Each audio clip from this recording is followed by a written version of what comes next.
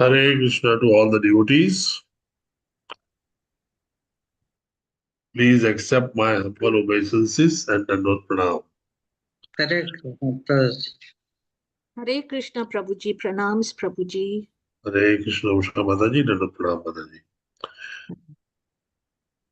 Bhakti Vaibhav, English Batch 1, Fast Track, Chapter number 15, verses 1 to 17. Prem Prakash Haridas. We shall begin with prayers. Prayers are very important, and I'm sure you will say your prayers for Lord Krishna, who would make us understand the message that he wants us to understand and put it into practice.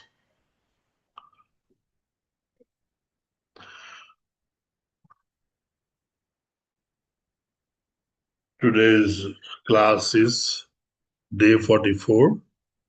We're going to look at chapter 15, Canto 1, verses 1 to 17. In a chapter, the Pandavas retired timely.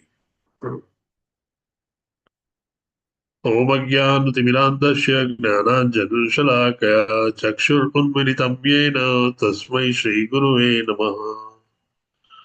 Shri Chaitanya Manobishtam Sabitam Yena Bhutale Swayam Rupa Kadamayam Dadati Swapadantikam Vandeham Shri Guru Shri Yutapatakabalam Shri Gurun Vaishnavasya Shri Rupam Sagrajatam Sagar Raghunathan Vitam Tam Sajivam Sadvaitam Savadutam Parijana Saitam Shri Krishna Chaitanya Devam Shri Radha Krishna Padan Sagan Lalita Shri Vishakhan Vitanscha He Krishna Karuna Sindhu Deenabandho Jagatpate Gopesha Gopika Kanta Radha Kanta Namostute Tapta Kanchana Gaurangi Shri Radhe Vrindavaneshwari Vrishabhanu Sute Devi Pranamami Hari Priye वाञ्छाकल्पतरुभ्यश्च कृपासिन्धुभ्य एव च पतितानां पावनेभ्यो वैष्णवेभ्यो नमो नमः।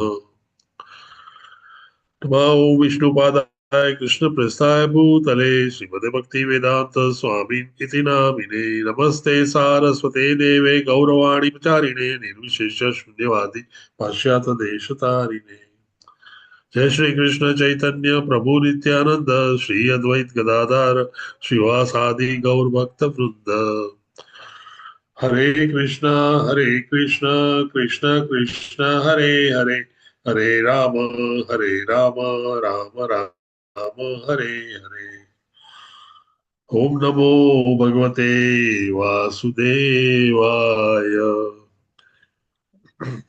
नमो भगवते वासुदेवाय नारायणं नमस्कृत्य नरं चैव नरोत्तमम् नारायणं नमस्कृत्य नरं चैव नरोत्तमम् देवीं सरस्वतीं व्यासं ततो जयमुदीरयेत् देवीं सरस्वतीं व्यासं ततो जयमुदीरयेत्। शृण्वतां स्वकथः कृष्णः पुण्यश्रवणकीर्तनः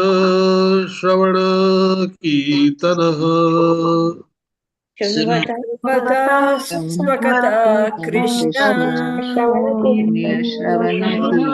श्रवणकीर्तनः हृदयन्तः स्तोयभद्राणि विदुनोति सुरस्तताम् हृदयन्तो अभद्राणि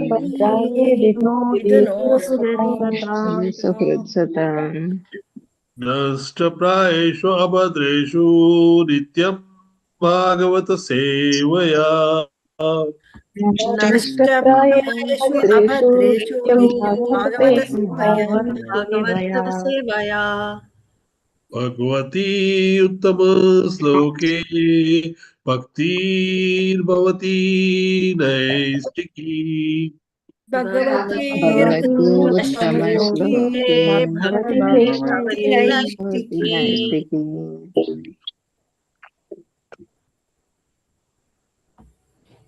We have successfully completed 43 days of a fast-track Bhakti Vaibhav course, and now we are entering the 44th day, reaching half century. We are in the midst of discussing the Pandavas retiring timely. If you look at the chapters that we went through, chapter 10 and 11 described about Lord Krishna leaving from Hastinapur for Dwarka and reaching Dwarka. Chapter 12, which came as an intrusion but important, was birth of Emperor Parikshit. 13 was Dhritarashtra quits home. Chapter number 14 is where Lord Krishna, the disappearance of Lord Krishna. And today we are beginning with chapter 15, where Pandavas retire. How appropriate it is that Pandavas have their lifespan and their working in the presence of Lord Krishna on planet Earth. When Lord Krishna leaves, Pandava already are preparing to retire. As every king, a good king would have it, not only he would run the kingdom well, keeping all his subjects in the kingdom happy, safe, secure, contented, and full of all the treasures. At the end of his tenure, he will make sure that he has a successor who can look after equally well like him, and thus he trains his successor. Yudhishthira not only witnessed the birth of Parikshit, but was greatly involved in preparing him to be a king, the heir of the Pandavas, and to rule the planet Earth. He felt in this time only that he has succeeded in preparing Parikshit Maharaj to take over as a king. Lord Krishna returns to Dwarka, has his kingdom looked after, and then after a while he leaves planet Earth along with all his divine associates, going back to Goloka Vrindavan. This is how the Yadu dynasty is entirely annihilated because they are all Nitya associates of Lord Krishna. And so, while Lord Krishna was preparing to leave, they already left for Goloka Vrindavan. Here, if we look at the position of our chapter, it's number 15 and 7th chapter onward. Most of the things are around Maharaj.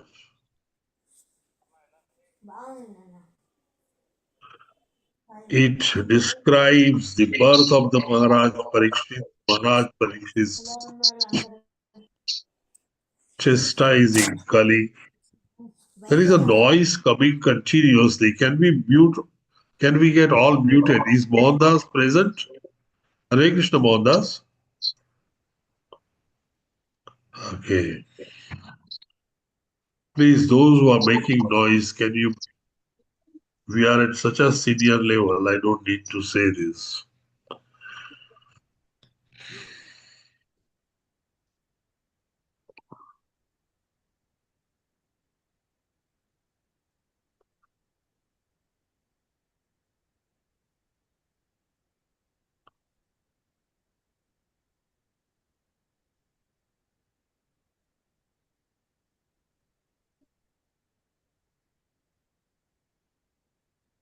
Okay, thank you. And this is where we are placed between chapter 7 and 19. The title of chapter, of course, is The Pandavas Retiring Timely.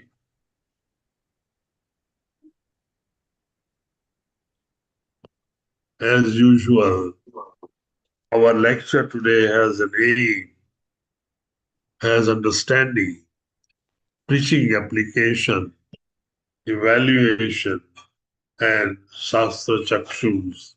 Lastly, of mood and mission, not only of Srila Prabhupada, but also of Vyasadeva. If you look at the chapter summary, the first 6 verses describe Arjuna's strong feelings of separation from Lord Krishna. Lord Krishna has recently departed, as I said earlier, and Arjuna, being a very close friend, fills his void. Chapter 7 to 17 describes Arjuna recalling Lord Krishna's favors and protections. It's always when the person is not there that you feel the true value of anybody. While performing and living life together, we may not be able to understand the values of each other, but the absence teaches us the value of the one who is absent. And thus Arjuna is recalling Lord Krishna's continuous favors, protection, and participation. Of course, then verse 18 to 23, remembering the intimate moments that Arjuna feels void in Krishna's absence. 24 to 31, Arjuna focuses on Lord's instructions and attains transcendence. Lord's instructions were in the form of singing Bhagavad Gita for 45 minutes before the beginning of the war of Kurukshetra, when their chariot was positioned between two armies at Kurukshetra. Verses 32 to 44 describes the retirement of Yudhishthira, and 45 to 51 other Pandavas, Draupadi and Vidura, departing. We are going to take up verse 1 to 17. So this includes first 2 sections. Arjuna's feeling about separation from the Lord Krishna and Arjuna's recalling of Krishna's favors, protection, and participation.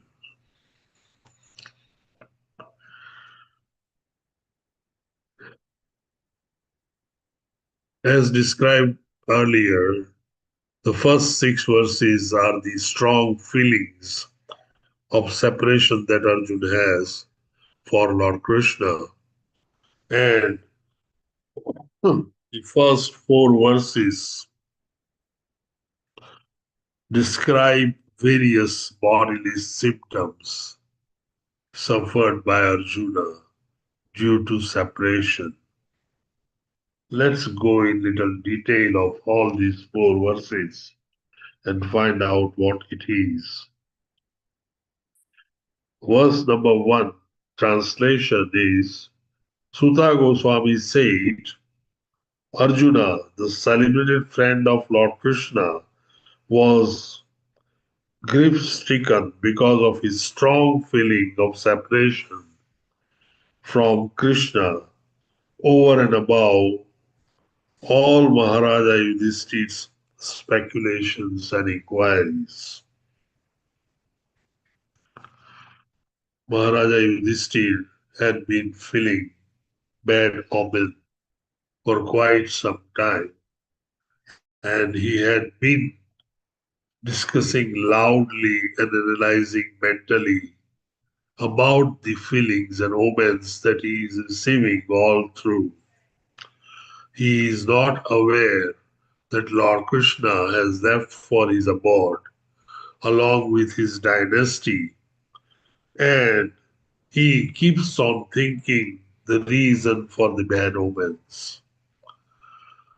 At the end, he comes to conclusion probably because the Arjuna has not returned after so many months from Dwarka, and that's why he is feeling all the bad omens. But when he sees Arjuna returned, he feels happy that that's not the cause of his bad feelings. Verse number 2, due to grief, Arjuna's mouth and lotus-like heart had dried up. Therefore his body lost all luster. Now remembering the Supreme Lord, he could hardly utter a word in reply. If you look at the conversation between Yudhishthira and Arjuna, Arjuna's answers have been either evading or in the form of yes and no, whereas Yudhishthir's questions have been elaborate, trying to cover the area as wide as possible. These are the subtle things that one notices when one goes through the conversations. With great difficulty, he checked the tears of grief that smeared his eyes. He was very distressed because Lord Krishna was out of his sight, and he increasingly felt affection for him. When the separation is acute or the period of separation is immediate, that creates a shock-like situation in a person who is loving that separated person the most. In the present language, this is described as Stockholm Syndrome, wherein people behave quite distinctly and differently than the normal behavior of any human being. This is because the separation, an acute separation, has created a void, and that's why the mood of existence is moved. The anchor that you feel you are attached to, around which your life exists, has moved so strongly away that one feels lost in the wilderness of this material manifestation. Arjuna feels the same thing. So these are the various bodily symptoms of separation that Arjuna feels. And Arjuna is uncomfortable. He is in his mind not sure about anything around him. And he is missing Lord Krishna, his close friend, very badly.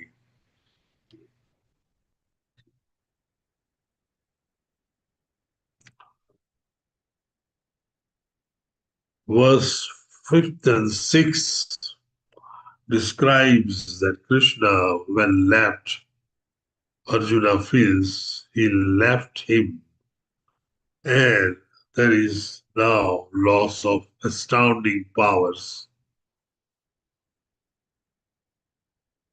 and there is separation of the universe's void. In other words, Arjuna is now feeling that this separation is so bad that Arjuna, has lost all the powers which were mesmerizing others, even was mesmerizing Arjuna himself. And the separation has left a moment with a void in the universe. Remembering Lord Krishna and his well wishes, benedictions, intimate familiar relations, and his chariot driving, Arjuna, overwhelmed and breathing very heavily, and now he speaks.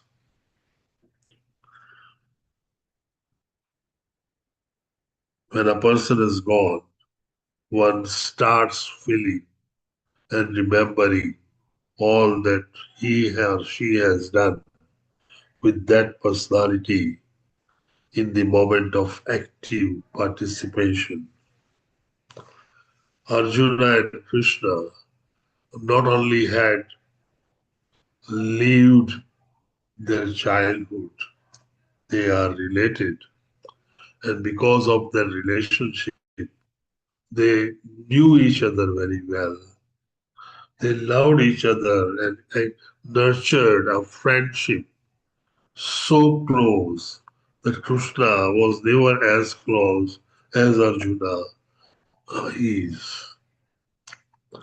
Of course, these are eternal associates of the Lord, and so Arjuna had been continuing with the Lord in various incarnations before and after Lord Krishna.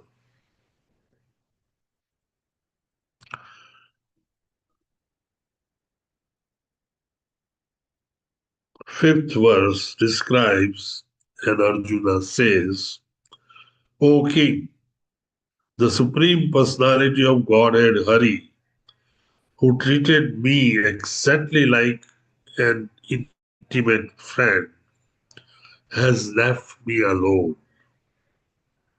Thus, my astounding power, which astonished even the demigods, is no longer with me. In our vernacular language, we say, Kabe Arjun Lutio, Vahi Dhanush Vahi Bar. Arjuna had an experience of losing a small battle with small time thieves in the jungles while protecting Lord Krishna's queens, protecting them to bring them to Hastinapur. The thieves who overpowered him, defeated him in spite of his Gandiva with him and in spite of all that he had done in Kurukshetra, killing those Maharathis and winning the entire war, annihilating the entire range of people, population, and armies.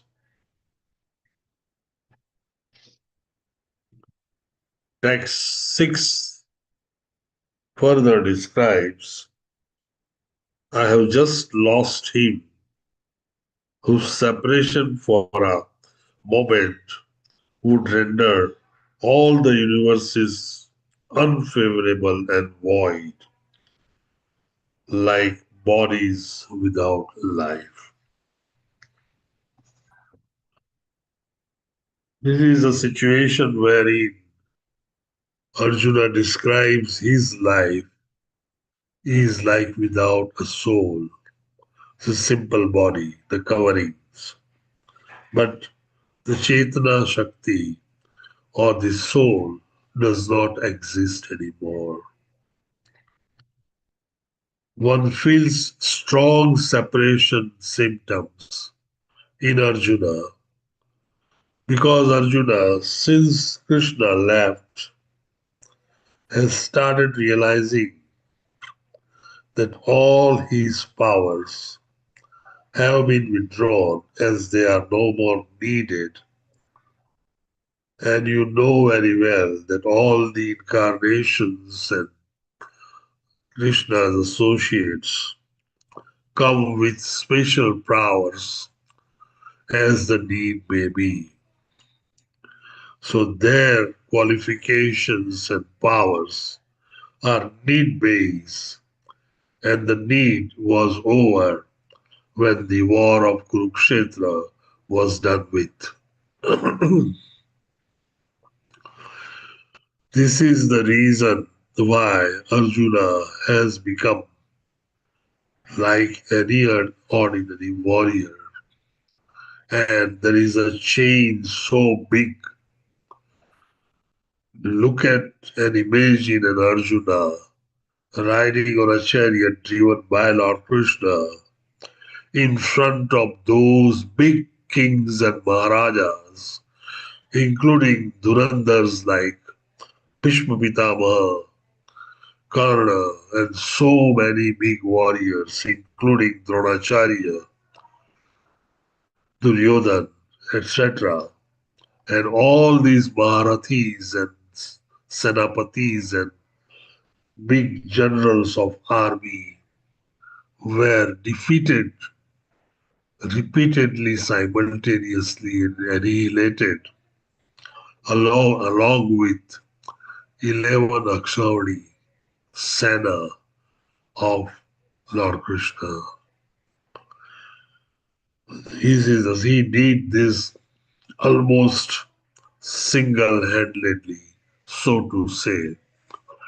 And it's the same Arjun who now cannot protect the queens of Lord Krishna while traveling from one to another city through jungles. These thieves are ordinary thieves, or at least they were looking like ordinary thieves, and they could easily defeat Arjun. Lord Krishna's friendship mattered a lot to Arjuna. Arjuna always felt Lord Krishna to be Lord Krishna. He knew Lord Krishna and he had taken the shelter with total surrender unto Lord Krishna when he started with a duality of to fight or not to fight. He understood the basic philosophy, basic understanding of religion, basic prescribed duties, and basic Bhagavad Dharma through Gita Gunjan done by Lord Krishna, and thus he came to a conclusion that he would like to follow Lord's instructions, which he decided his desire is to fight. If you remember, Lord Krishna at the end of singing Bhagavad Gita, they were saying, "So Arjun, now you have understood, go and fight." Instead, he says that Arjuna, what have you decided? In short, this reflects that Lord Krishna may take away everything and anything because he ultimately is a giver of things that we have. Whatever we possess is given by him. So he has a right and powers to reclaim it back. But he never ever touches your and my desires. He leaves desires for us to desire the way we want. Even when a man gets older, he loses one by one his senses, his systems, his eyes, his ears, etc., ultimately losing the covering, both the gross body. Just give me a minute, please. Sorry. Mukesh,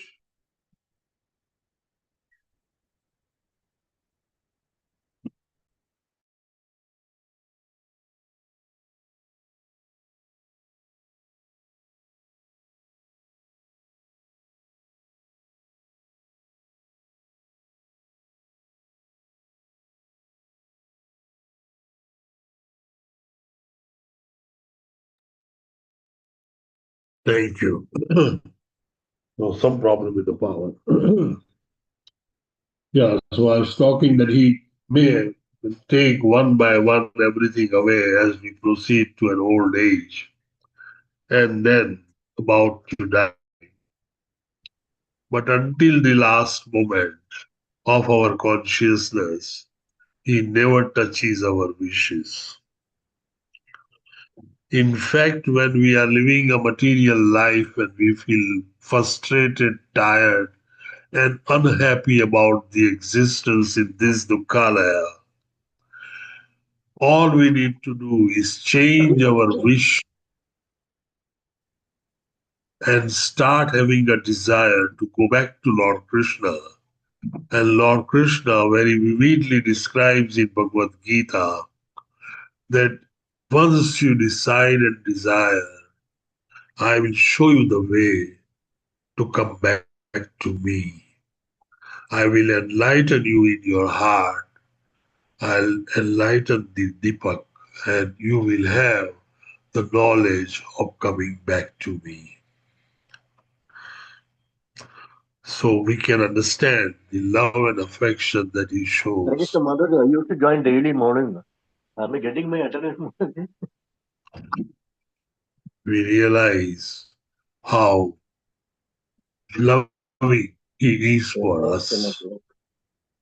If he has been loving us so much, where we are so bad in our relationship with Lord, so materially drenched with all the desires of material manifestation and bad contamination with the material world. We can imagine what kind of love and affection Arjuna and Krishna must have for each other, for their friendship, and for their own love. So, this is the difference. They are at the level and the platform, loving each other as the friends, so deeply connected to each other, so deeply that our small intelligence, a little mind, and inadequate senses would never be able to understand. Verse number 7 to 17 are the verses which describes recalling of Arjuna while with Lord Krishna about Lord Krishna's favors, his protections, and his participations in all walks of life, almost remaining and living together with Pandavas without any formal invitation or formal asking. Lord always is like that. He doesn't need formalities. He looks at your rati, your bhav, your prem, and that decides whether you are fit enough to get darshan of Lord Krishna, fit enough to go back to Lord Head, and fit enough to serve him eternally. It doesn't require even to be a pandit or debating bigger issues of sastras and winning over all other pandits to be liked by Lord Krishna. Because knowledge ultimately creates faith. But those who have faith already existing doesn't need extensive knowledge to make their faith robust. It is already so robust that they all are ready to surrender in true words for everything and anything in their life.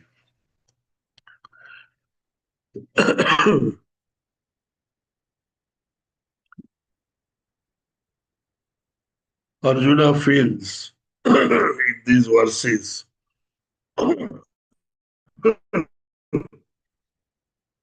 that by his mercy of Lord Krishna, that I won Draupadi, conquered Indra, and killed many demons.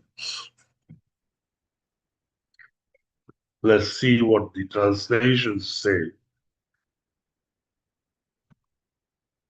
We begin with verse 7 and we go on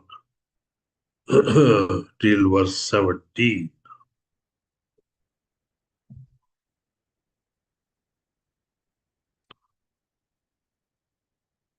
Only by his merciful strength was I able to vanquish all the lusty princes assembled at the palace of King Drupad for the selection of the bridegroom. With my bow and arrow, I could pierce the fish target and thereby gain the hand of Draupadi.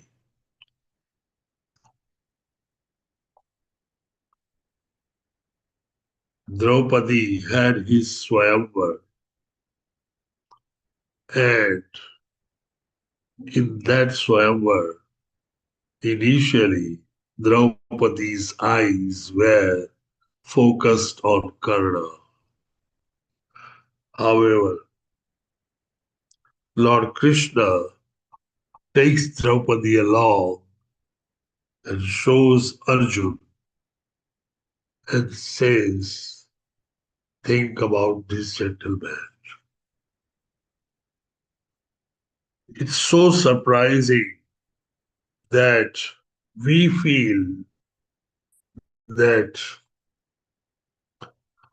Arjuna stood on the balance, looked at the water, looked at the reflection of the fish, and then he blindly looking at the image only of the fish in the water pierced the eye of a fish by a bow and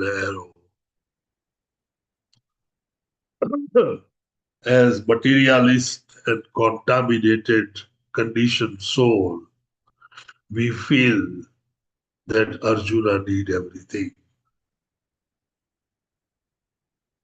And if you really go and ask Lord Krishna, he would say that he was the one who steadied the water.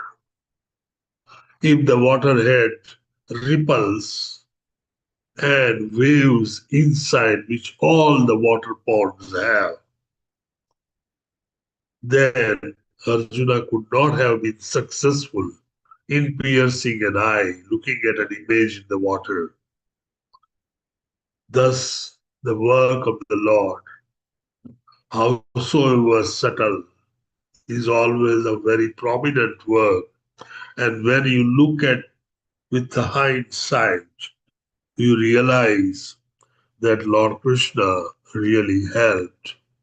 And thus, Arjuna says here that by the mercy of the Lord, he won Draupadi.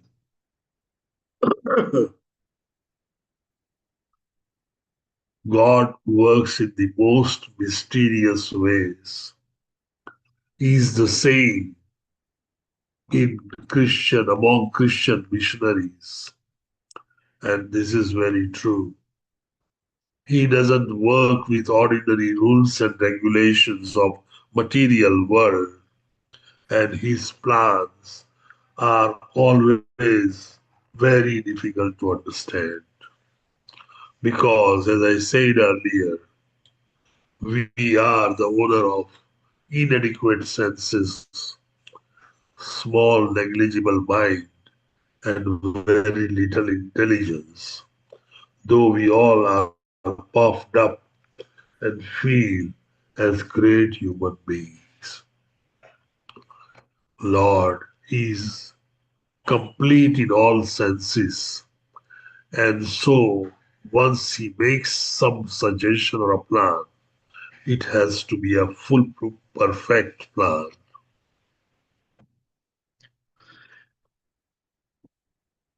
Verse number 8. Because he was near me, it was possible for me to conquer the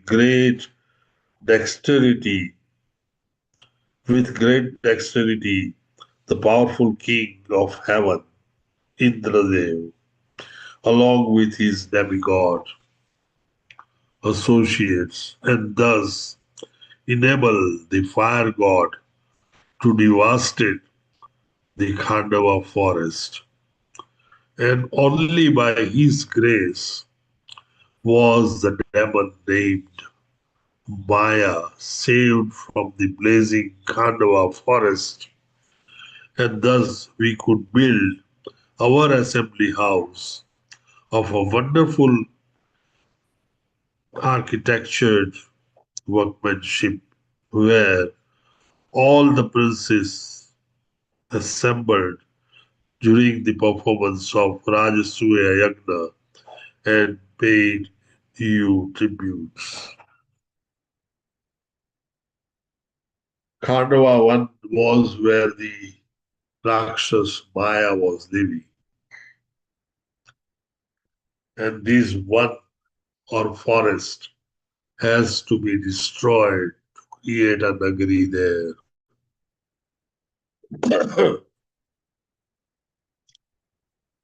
Indraprastha Nagari was created at Khandava 1 after burning the forest. Lord Arjuna, when Maya, who was living in that forest, ran for his life among the one fire or forest fire, Arjuna gave shelter to him, and Maya, being one of the very powerful demons, he created or rather lifted out an assembly house from the heavens without any obstruction. And this was the assembly house with a very beautiful architect placed at the capital of Yudhishthira, where the Rajasuya Yagna was conducted, and all the princes, the Maharajas, and kings from world over visited during the Rajasuya Yagna. They all liked this beautiful architectured assembly house and praised it with mouthful of praises and gave tribute to Lord Krishna for all his creations. He appreciates that Lord Krishna gave him the idea of saving Maya for this reason, and this is how Lord plans the future activities of his devotees. He also felt that Lord Krishna helped him in demolishing many of the demons and even winning the wars with the demigods and king of heaven, Indra also. So everything that Arjuna up till now felt was his own achievement is now in absence of Lord Krishna.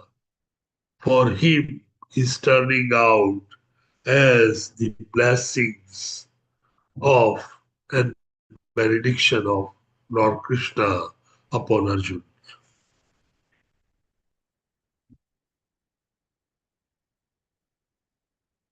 Your respectable younger brother, who possesses the strength of the 10,000 elephants, killed by his grace, Jarasanga, whose feet were worshipped by many kings. These kings had been brought for sacrifices in Jarasanga's Mahabhairava Yagna, but they were thus released. Later, they paid tribute to your majesty. He remembers the various incidences in which such acts were performed in favor of Pandavas, in favor of Arjuna, and protections were given to Pandavas and Arjunas, and he is remembering various incidences, including Jarasanga's, where Jarasanga had been the cause of collecting and imprisoning so many kings. Kings are supposed to be the incarnations or representatives of the Lord, and if they are sacrificed among the demons, this is considered as very good omen for them.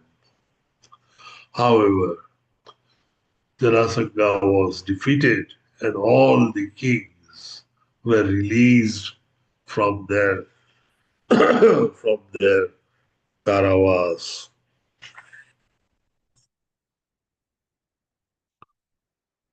It was he only who loosened the hairs of all the wives of the miscreants who gazed upon the cluster of your queen's hair, which had been nicely dressed and sacrificed for the great Rajasuya sacrificial ceremony. At that time, she fell down at the feet of Lord Krishna with tears in her eyes. In the good old time, people used to take oath not to tie hairs or tiny hairs or not to loosen hairs and things like that. Draupadi, at the time of his disrobing, took such vows, and so many other vows taken by other queens are described here.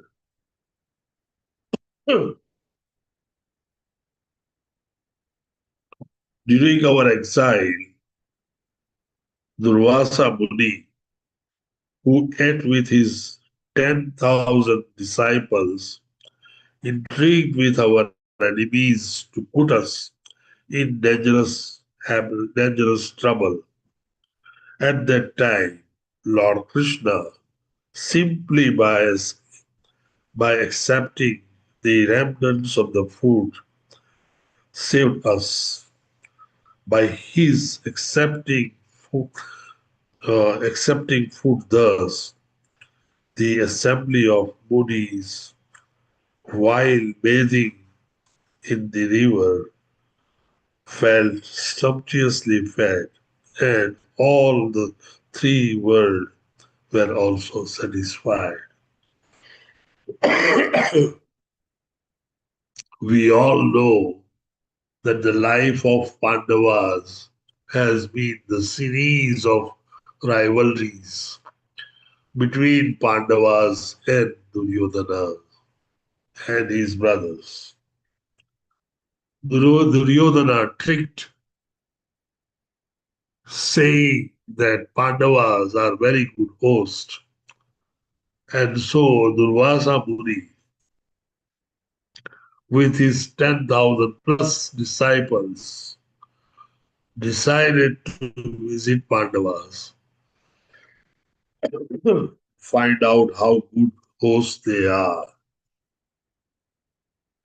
They suddenly came in the mid afternoon and said that we all are hungry.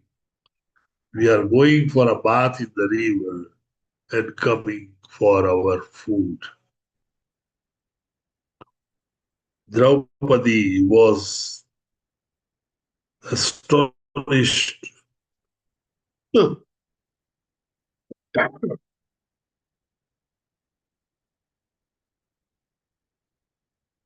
how she would be able to supply Durvasa Muni and his 10,000 disciples.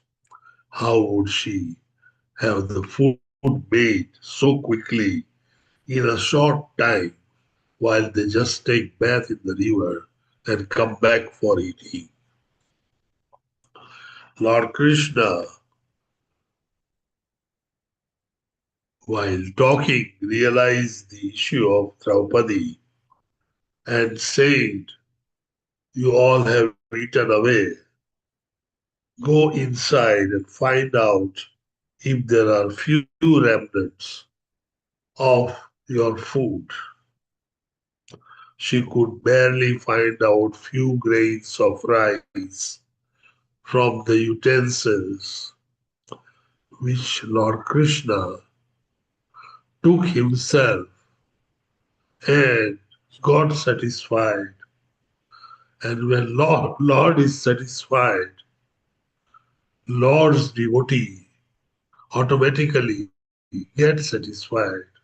And so, while bathing, Durvasa Muni and all his disciples got fully satisfied with the sumptuous food which they had not even touched, and thus saved Draupadi from expected curse that would have come from Durvasa Muni. And that was the reason why Duryodhana said to them that they are the good host, expecting that they would not be able, the Draupadi would not be able to feed, and Durvasa Muni would get angry and give a curse to Pandavas. Arjuna thinks that not only the sages and the Durvasa Muni, but the entire three world got satisfied of the sumptuous food. He is trying to remember each and everything that happened to him. And realizing that this is how he did it.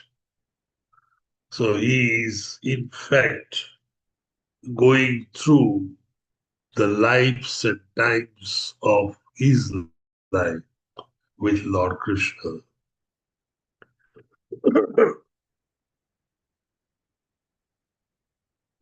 It was by his influence only that in a fight I was able to astonish the personality of Godhead, Shiva, and his wife, the daughter of Mount Himalaya.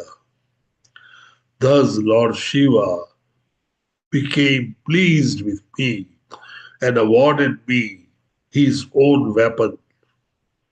Other demigods also delivered their respective weapons to me, and in addition, I was able to reach the heavenly planets in this present body and was allowed half a half elevated seat.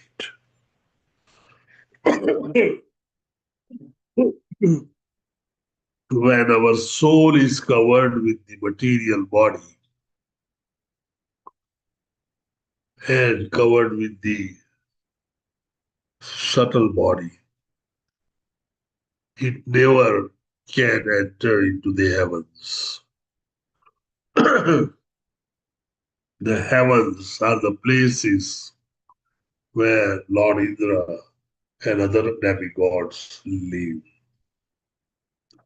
Arjuna had an exception. His exception was because of his relationship, and this exception got him with his material body to visit and stay in the heavens.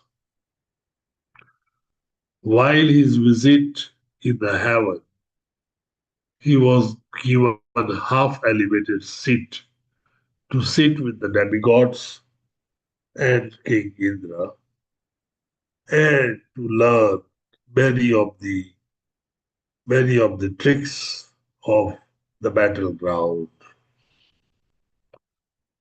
Lord Krishna has been instrumental in creating a kind of an astonishing fight with Lord Shiva, who were having a friendly match. And Lord Shiva was very pleased with the tactics and tricks that Arjuna used with honesty and ethics, that Lord Shiva not only gave weapon to him, but so many other demigods also gave their weapons to Arjuna. Thus, Arjuna visited heaven, stayed there, learned techniques, and carried gifts of so many weapons, including that of Lord Shiva.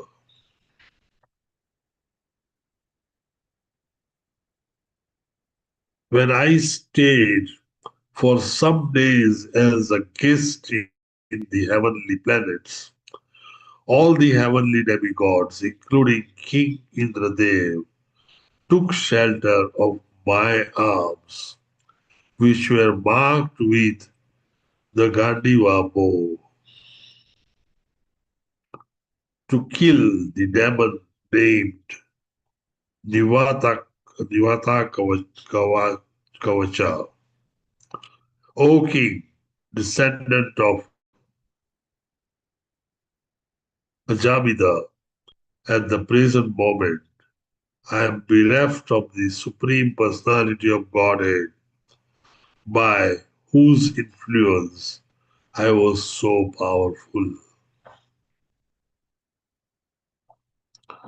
With the material body, you are not supposed to, or you are not allowed in the heavens.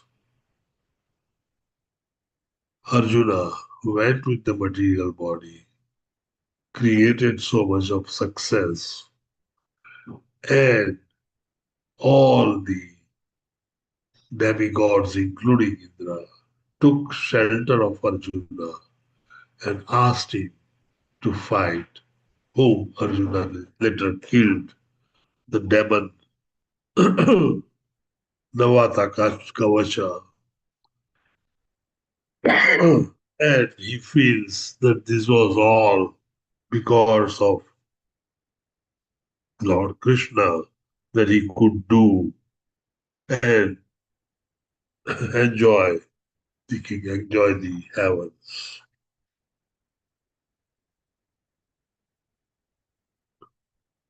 It was the only, it was he only who withdrew the duration of life from everyone and who in the battlefield withdrew the speculative power and strength of enthusiasm from the great military the great military phalanx made by the Kauravas, headed by Bhishma, Karna, Drona, Salya, etc.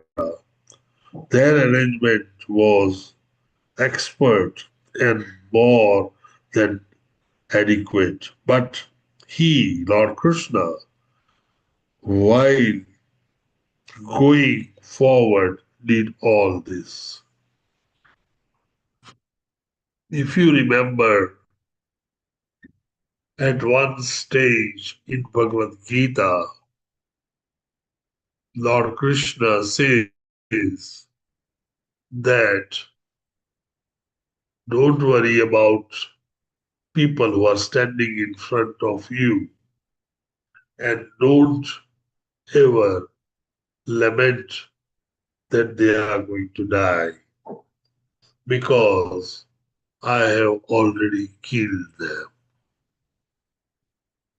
What Lord Krishna meant at that time was that by virtue of his eyes, he has shortened everyone's life there, and he has taken away their strength, their enthusiasm, and in spite of them creating so many phalanges and so many plans and purports, they would never succeed because they are already been partly annihilated. Arjuna realizes now that all these things were done by Lord Krishna, and the benediction was given to me, saying that I have killed all of them. So, one by one, if you look at it, Arjuna is telling us about all the successes, all the mesmeric endeavors that he performed and astonished the world around us, around him, are actually the deeds and benedictions of Lord Krishna, and he did it in his own way, giving all the benefits and all the all the advantages to Arjuna. Arjuna felt quite inadequate now after leaving Lord Krishna because he has realized his little strength as a human being.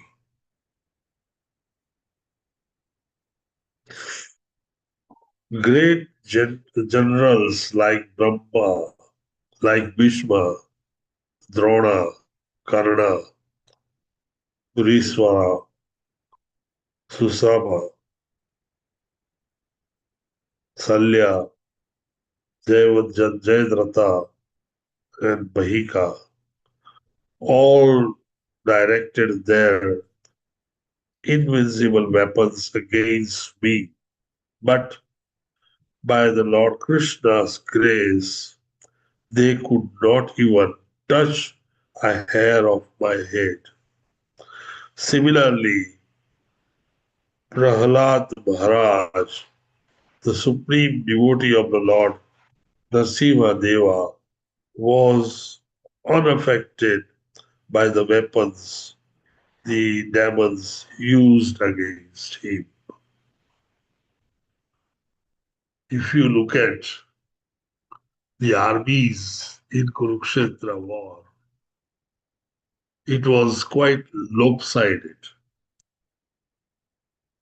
One side was having a larger army of 11 Akshauri. Pandavas had only 7.5 Akshauri. Pandavas were the only so-called 5 Maharathis, of which Arjuna and Bhima were most dependable. There was nothing big, no big name, no big generals of the army, and no big drama of their pompous presence. While if you look at Kauravas, they had all the Mahabharatas and all the great generals of the world standing by them with big kings and big names in the kings and kingdoms standing with Duryodhana, thinking surely that they are going to win and no one can defeat them at all. In spite of such a lopsided fight, the fight is won by underdogs. By all means, Pandavas were underdogs and they would never be able to win the fight without the mercy, benediction, and indirect participation of Lord Krishna to remove the Duskryans from the planet of Earth. Only the religion or Dharma was with Pandava, and as Dharma was with Pandava, the Lord also was with them. Without the religion and without the Lord's presence, their victory could not be even imagined. Forget about being victorious. So that's what Arjuna is describing and comparing that Prahlad Maharaj also had the whole arsenal of weapons against him, but it could not touch Prahlad Maharaj because there was a protection from Narasimha Deva. So if there is a protection of the Lord, nothing can happen to a person. In this material world also, we say that those who are protected by the Lord can never be touched by anyone. And we see so many instances and incidences where the entire plane load of people get vanished in less than 3 minutes of departure from the airport. But still, one person survives out of that, and not even a scratch appears on his skin. He has been protected by the Lord. The one who has a protection of the Lord can never be touched by anyone else in the material or any other world.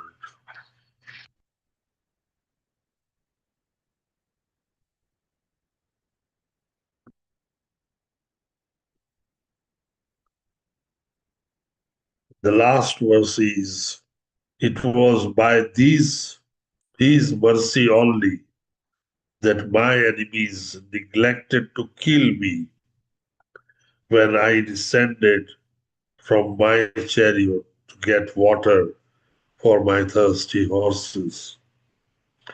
And it was due to my lack of esteem for my Lord that I dared engage him as my chariot driver. For He is worshipped and offered services by the best men to attain salvation.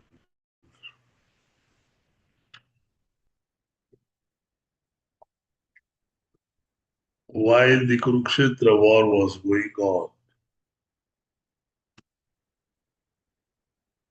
or before the war itself began, there was a division to be done about Krishna and his warriors, whose side Krishna would go, because Krishna had been the cousin of both the Arjuna, both the Pandavas and Kauravas, more closely related to Pandavas because of Queen Kunti, the mother of Pandavas, had been the sister of Devaki's husband Vasudev, who is the father of Lord Krishna. But indirectly, he was the first cousin of Kauravas as well. Arjuna went first and went to Lord Krishna's home, where he found that Krishna was asleep. And so he went and he sat down at the feet of Lord, thinking it to be an appropriate place to sit as the friend and devotee of the Lord Krishna. Thereafter came Duryodhana, and Duryodhana was, when he came, he thought that he is the king, and Lord Krishna is also the king. So both are equal. And so he sat by the side of the head end of the bed of Lord Krishna.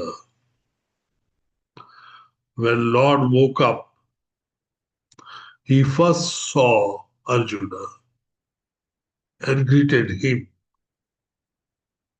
And thereafter, he turned his neck and saw Arjuna, saw Duryodhana sitting at the head of the bed, and he greeted him thereafter.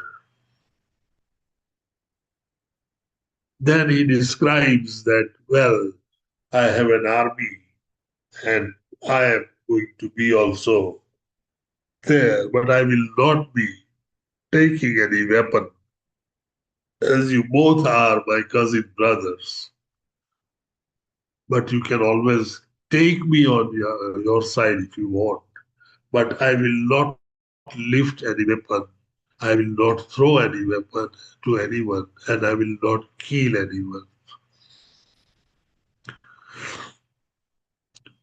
Arjuna decided and took Lord Krishna with him.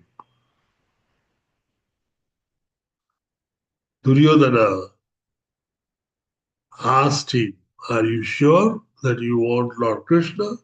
And then he said, Lord has said that he is not going to take any weapon, that he is not going to participate as a warrior in the war, and he is not going to kill anyone.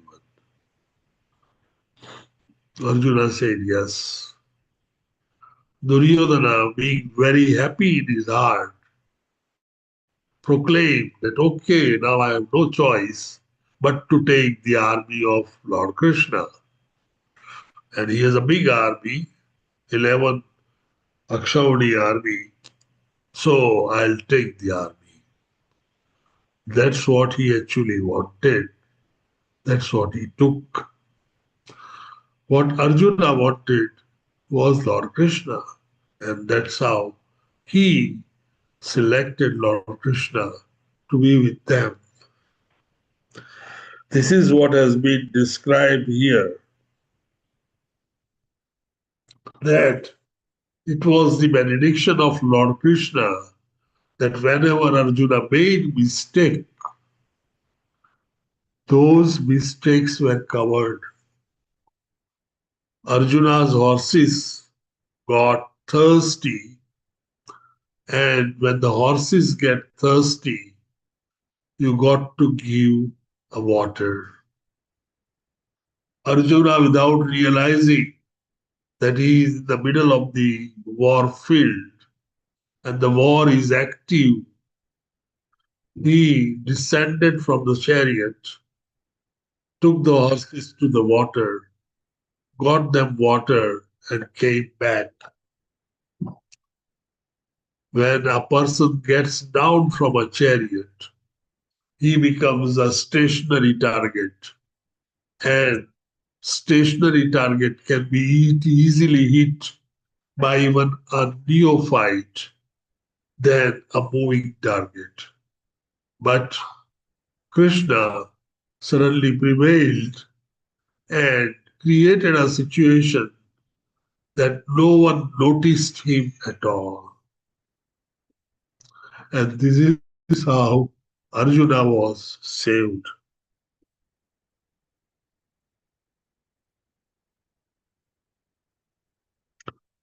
Arjuna feels very sorry that he engaged Lord Krishna to be his chariot driver.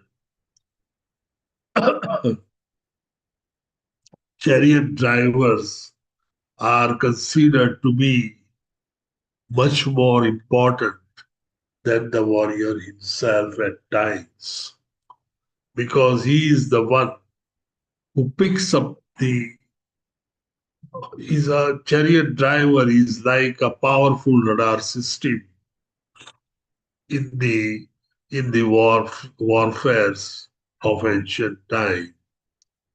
He would pick up the dangers and damage causing instruments and weapons coming from various directions and moves on the chariot in such a way that those weapons and arrows and other things do not hit his passenger or the warrior. It also acts as a very powerful engine that you otherwise find in a fighter jet. He quickly turns around the chariot in such a way that even if the weapon or the arrow is very nearer, they would miss the target and warrior would be safe. Not only that, it acts as a nice computer, one of the most versatile computer that he selects the targets and takes the warrior straight in front of the target so that his warrior can easily hit the target and kill the target. These three functions are usually done by chariot drivers. And so, better the driver, better would be the performance by the warrior. Arjuna feels that this work given to him was below his dignity and he should not have given this work to him.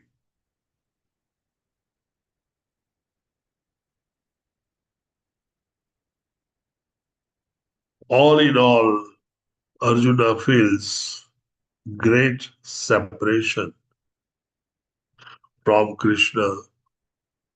Separation leads to a great lamentation, but it also leads to realizations that Arjuna never had been so powerful a warrior.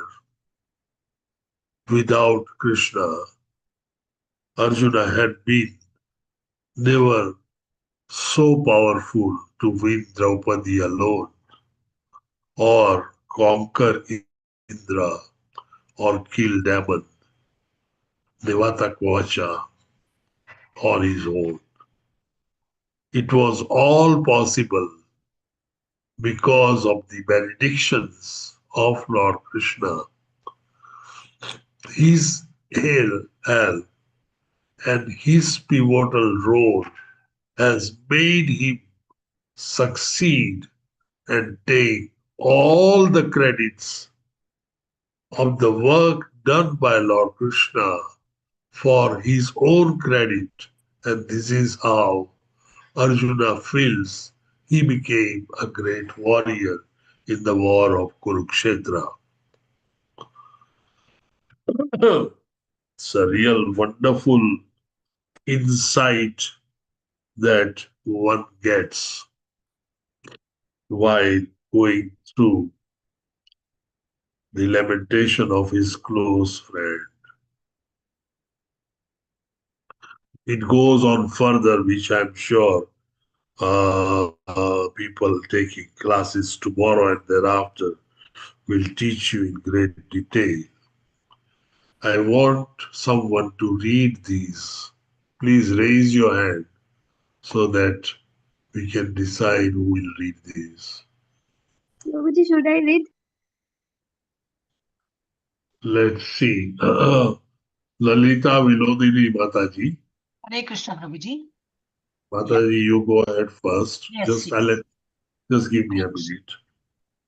Shall I start, Prabhuji? Just give me a minute. Go ahead, Mataji. Yes, Prabhuji. Srila Prabhupada Uvacha. Feeling of separation from the Lord. Since the Lord is absolute, deep meditation upon him is as good as yogic trance. The Lord is non-different from his name, form, quality, pastimes, entourage, and specific actions. Arjuna began to think of the Lord's instructions to him on the battlefield of Kurukshetra. Only those instructions began to eliminate the tinges of material contamination in the mind of Arjuna. The Lord is like the sun. The sun's appearance means immediate dissipation of darkness or ignorance. And the Lord's appearance within the mind of the devotee can at once drive away the miserable material effects. Lord Chaitanya has therefore recommended constant chanting of the name of the Lord for protection from all contamination of the material world. The feeling of separation from the Lord is undoubtedly painful to the devotees. But because it is in connection with the Lord, it has a specific transcendental effect which pacifies the heart. Feelings of separation are also sources of transcendental bliss, and they are never comparable to the contaminated material feelings of separation. It's taken from Srimad Bhagavatam 1.15.28, purport by Srila Prabhupada. Hare Krishna. Thank you, Lalita Mataji. The next one is Saheli Bose. Yes. Hare Krishna, Prabhuji. Go ahead, Mataji. Pranayaktu Kanthya Katara's text 1.15.3. With Krishna out of sight, Arjuna increasingly felt affection for him. With anything going out of sight, two things can happen: out of sight, out of mind. For devotees, since they are intimately connected, attached to the Lord, their affection for the Lord intensifies whenever Lord is out of sight, even for a while. Example, Gopi's separation from Lord Krishna whenever he would go to forest to herd cows.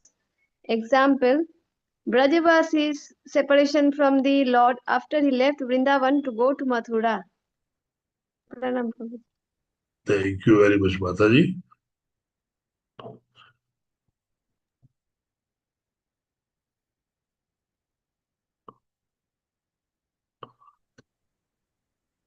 Premapriya Jai Shri Mataji. Go ahead, Mataji. Hare Krishna, Prabhuji. Importance of remembering Lord's empowerment in all we do. Text 1.15.5. No one, therefore, can be independently powerful in any measure without being endowed by the Lord. When the Lord descends to the earth, along with his eternal, ever-liberated associates, he not only displays the divine energy possessed by himself, but also empowers his associate devotees with the required energy to execute his mission of incarnation. The power and energy which were bestowed upon Arjuna were required for fulfillment of the mission of the Lord.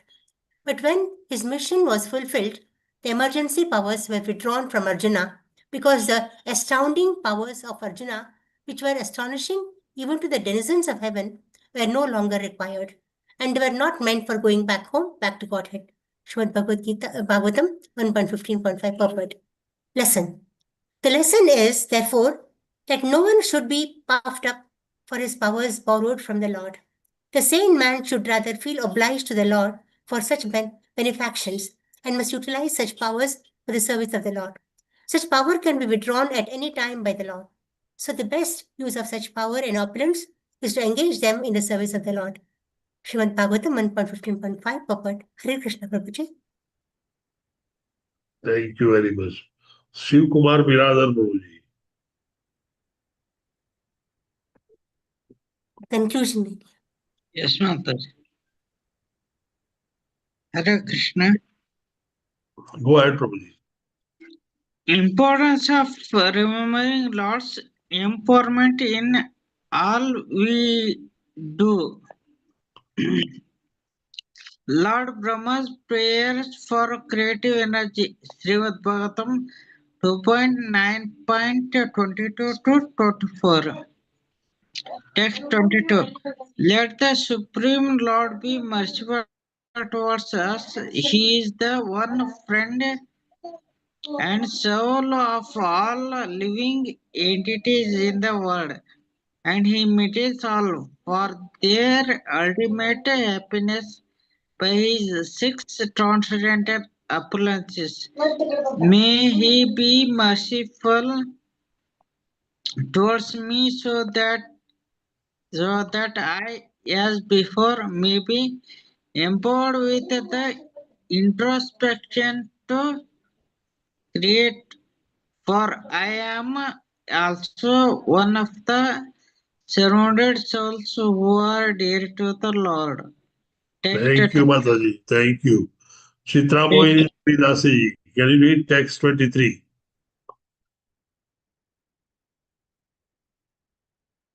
Hare Krishna Mataji. Hare Krishna. Text 20.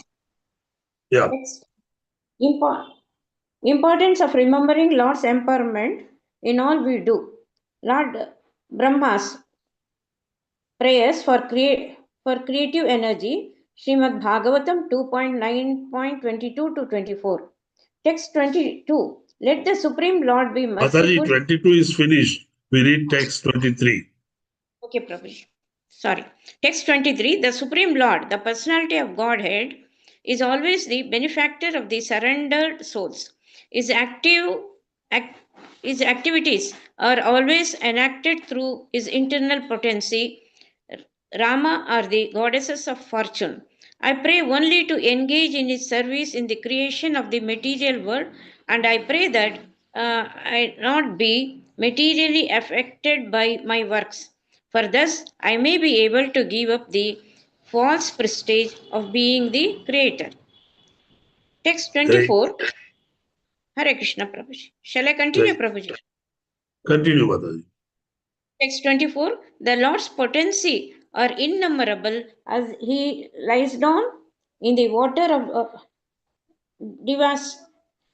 devastation. I am born as the total universal energy from the navel lake in which the lotus sprouts. I am now engaged in manifesting his diverse energies in the form of cosmic manifestation. I therefore pray that in course of my material activities, I may not be deviated from the vibration of Vedic hymns. Hare Krishna Prabhuji. Thank you, Prabhuji. Thank you, Mataji.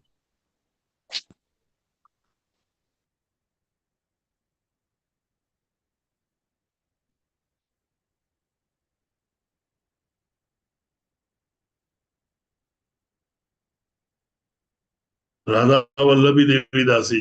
Hare Krishna Mataji. Hare Krishna Prabhuji, Dandavat Pranam. By devotee's grace, one receives Lord's mercy. By Lord's mercy, one receives an opportunity to serve devotees. Devotees are therefore more merciful than the Lord, and in the devotional service, the mercy of a devotee is more valuable than the mercy of the Lord. Both the fire and the Lord ceased from chasing the demon as soon as both of them saw that the demon was given shelter by such a devotee as Arjuna. Lord Sri Krishna, however, being pleased with Maya for his taking shelter of a devotee, asked him to render service unto King Yudhishthira by building a wonderful assembly house. The process is that by the grace of the devotee, the mercy of the Lord is obtained. And by the mercy of the Lord, a chance to serve the Lord's devotees obtained. Srimad Bhagavatam 1.15.8 purport. Example 1. Kala Krishna Das. Lord Chaitanya abandoning him, but the devotees of the Lord showing mercy by engaging him in Lord's service. Example 2. Not able to see this. Yeah, Lord Chaitanya it's Mahaprabhu. leave that, it's not important. Lastly, Revati Ratnagi Devi Dasi. Hare Krishna Prabhuji, pranams Prabhuji. By devotees' grace, one receives Lord mercy. By Lord's mercy, one receives an opportunity to serve devotees. Susro Shraddhaya Danasya Vasudeva Kataruchi Siyan Mahasevaya Vibra Punya Tirtha Nishevanat. What wise born sages, by serving those devotees who are completely free from all vice, great service is done. By such service, one gains affinity for hearing the messages of Vasudeva. Into bracket SB 1.2.16. प्रसंगम अजारम पासम आत्मना काव्यो विदु स एवा सदृशु कृतो मोक्षत्वरम अपवर्तम. Every learned man knows very well that attachment for the material is the greatest entanglement of the spirit soul. But that same attachment, when applied to the self-realized devotees, opens the door of liberation. SB 3.25.20. Satam prasangam amavirya samavido bhavanti hritkarna rasayana kata taschosanat asap apavarga vartamani shraddharatir bhaktir ankurmishyati. In the association of pure devotees, discussion of the past times and activities of the Supreme Personality of Godhead is very pleasing and satisfying to the ear and the heart. By cultivating such knowledge, one gradually becomes advanced on the path of liberation, and thereafter he is freed and his attraction becomes fixed. Then real devotion and devotion service begin. SB 3.25.25. Thank you very much, Prabhuji. Thank you very much, Revati Ratnagi Mataji. Thank you. Any question, any doubts, any queries, any revelation, any commentary, please go ahead.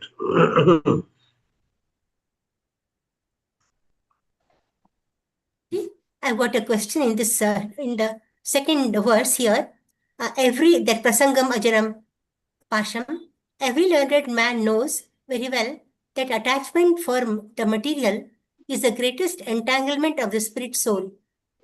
What I was wondering is not the material entanglement of the body is involved with it, not the soul? Hello? Hello, Prabhuji. Am I audible? Yes, you are audible. Yeah. Are you talking in some reference? Yes, Prabhuji. The second, you are talking about a purport? Yeah. No. The second verse, prasangam ajaram pasham atmana kavayo viduhu. Sa eva sadhushu kruto mokshadvaram apavritam. This one, second one, Prabhuji. It runs like this. Every learned man knows very well that attachment for the material is the greatest entanglement of the spirit soul. But that same attachment, when applied to the self-sufficient, self-reliant devotees, opens the door for liberation. My question was, it's mentioned here, attachment for material is the greatest entanglement of the spirit soul. I was just wondering, is not the material entanglement with the body is involved in this, not the soul? Sorry, Mataji, where is this given? The last slide, Prabhuji, last slide. Last slide. आपका last slide, Prabhuji. आप ये ना दोनों प्रसंगम Yes, where are you talking about? Give me the in that. Then he says that the material, the material attachment is which verse? second one, Prasangam. Second verse, Prasangam. Prasangam. Every learned man knows very well that attachment for the material is greatest entanglement of the spirit soul.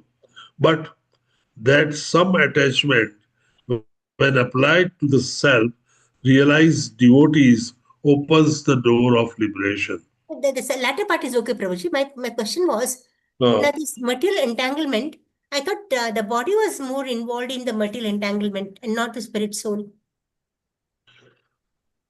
Well, every learned man knows very well that attachment for the material is the greatest entanglement of the spirit soul.